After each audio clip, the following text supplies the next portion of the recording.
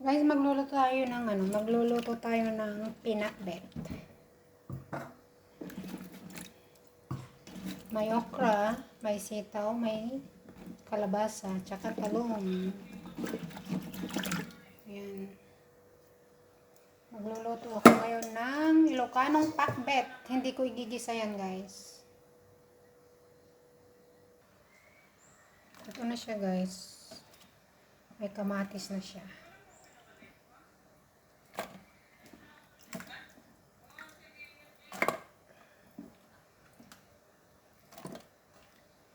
May boses dyan si Sisi Koy Aida kasi naka-live siya.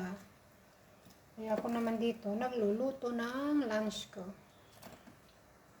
Nagluluto tayo ng pakbet. Walang tubig yan. Hindi ako maglalagay.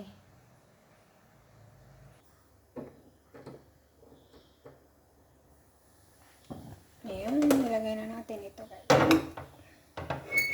Hindi ko na siya nilagyan ng tubig.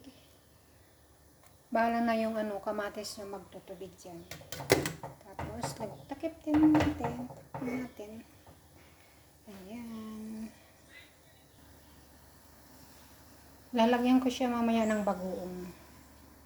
Para hindi masyadong maamoy. Alam mo naman yung bagoong sobrang amoy.